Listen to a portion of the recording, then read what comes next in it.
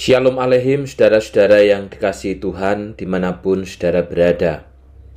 Rumah Tuhan adalah rumah kita. Kiranya kita siap bukan hanya untuk merenovasi gereja, tetapi juga terus mentransformasi hati kita. Sehingga renovasi rumah Tuhan itu yang dikerjakan secara rohani juga membuat kita pun makin bertumbuh di dalam kerohanian. Firman Tuhan dalam 1 Samuel 25 ayat 32 sampai dengan 35. Lalu berkatalah Daud kepada Abigail, "Terpujilah Tuhan Allah Israel yang mengutus engkau menemui aku pada hari ini. Terpujilah kebajikanmu dan terpujilah engkau sendiri, bahwa engkau pada hari ini menahan aku daripada melakukan hutang darah dan daripada bertindak sendiri dalam mencari keadilan. Tetapi demi Tuhan, Allah Israel yang hidup, yang mencegah aku daripada berbuat jahat kepadamu, jika engkau tadinya tidak segera datang menemui aku, pasti tidak akan ada seorang laki-laki pun tinggal hidup pada Nabal sampai fajar menyingsing." Lalu Daud menerima dari perempuan itu apa yang dibawanya untuk dia, dan berkata kepadanya, "Pulanglah dengan selamat ke rumahmu. Lihatlah, aku mendengarkan perkataanmu dan menerima permintaanmu dengan baik." Saudara, dari berbagai karakter buah-buah roh yang tercantum dalam Galatia 5 ayat 22 sampai dengan 23. Kasih, sukacita, damai sejahtera, kebaikan, kemurahan, kelemah lembutan yang harus dikembangkan anak-anak Tuhan. Salah satunya adalah kemurahan hati. Kemurahan hati mungkin merupakan salah satu hal yang sulit untuk dilakukan, tetapi mudah untuk dikatakan.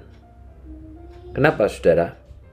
Karena dunia ini penuh dengan sikap yang mau menang sendiri dan tidak peduli dengan orang lain.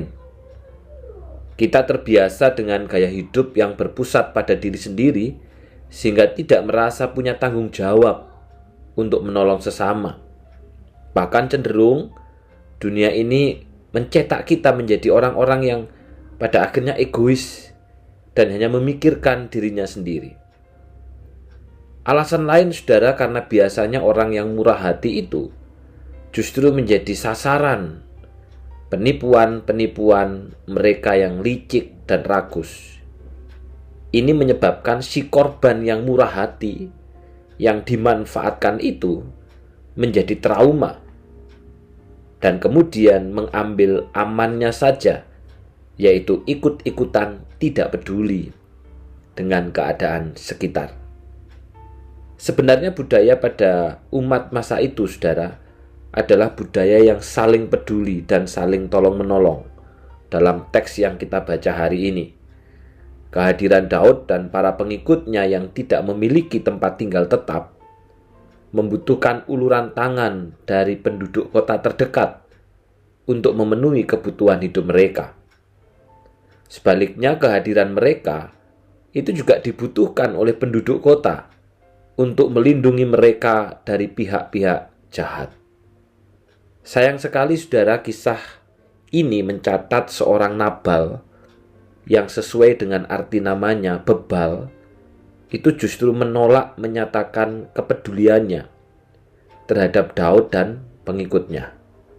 Dalam ayat yang ke-11 dikatakan begini, "Mana bisa aku mengambil roti dan air minumku, serta daging yang telah kusediakan bagi para pengguntingku, lalu kuberikan semua itu kepada orang yang tidak jelas asal usulnya."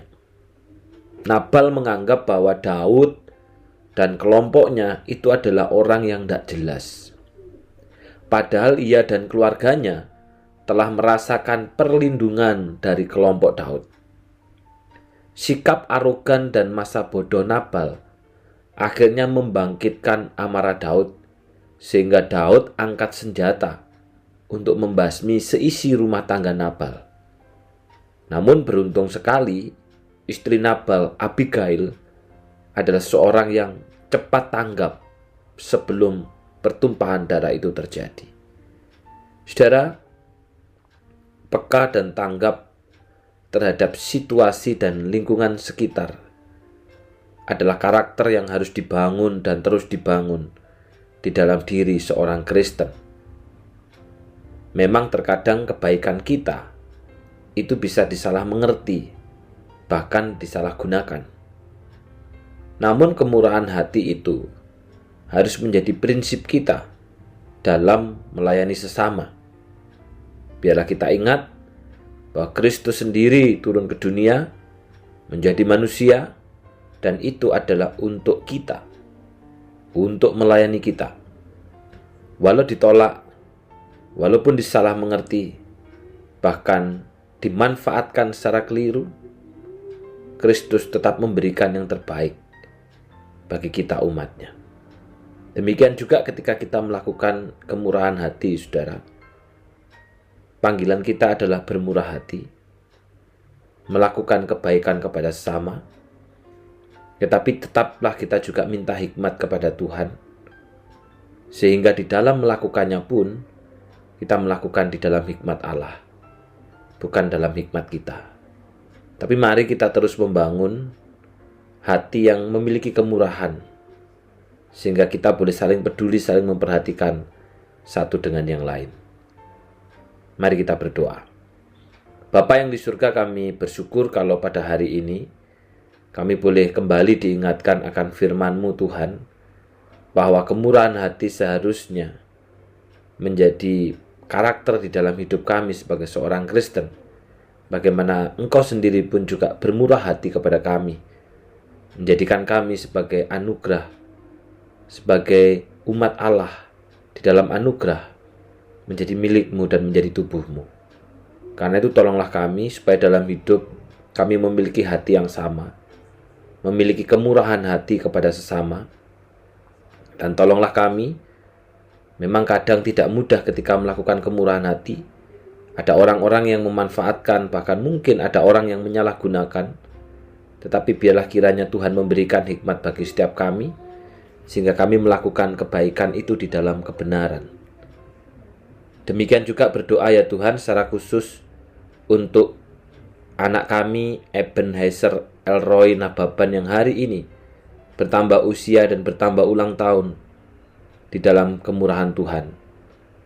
Tuhan, kiranya Engkau memberkati sehingga hatinya, cintanya terlebih di dalam masa-masa yang akan naik ke remaja ini teguh di dalam Tuhan, menjadi anak yang takut akan Tuhan dan juga takut akan orang tua. Masa depannya kami percaya ada di dalam tangan Tuhan. Demikian juga mengingat hari ini ada pembinaan penatua sewilayah. Tuhan, Kau berkati setiap peserta penatua dari berbagai GKT wilayah 5 dengan hati yang siap untuk mendengar dan diajar, dan bukan hanya menjadi pendengar tetapi juga menjadi pelaku. Demikian juga mengingat ya Tuhan untuk para pembicara dari BP Sinode yang bersama-sama akan memberikan materi. Biarlah materi yang disampaikan itu bukan hanya teori, tetapi adalah masukan-masukan yang mendorong kami, yang memajukan kami, supaya kami dapat memenuhi tugas dan panggilan sebagai penatua itu dengan pikiran yang benar, sesuai dengan Alkitab dan tata gereja. Itulah doa dan permohonan kami, mengingat saudara-saudara kami juga yang dalam keadaan lemah tubuh. Tuhan, tolong ingatkan mereka. Tuhan, Kau berikan kekuatan kepada saudara-saudara kami ini. Ibu Komang di dalam pemulihannya Tuhan berkati, Bapak Bagio, Ibu Leli Susanti, Bobo Naomi, Bobo Tong Siuyin, Ai Iing, Suk Juan, Bapak Reki, Koroni. Kami bawa orang-orang ini ke dalam tangan Tuhan.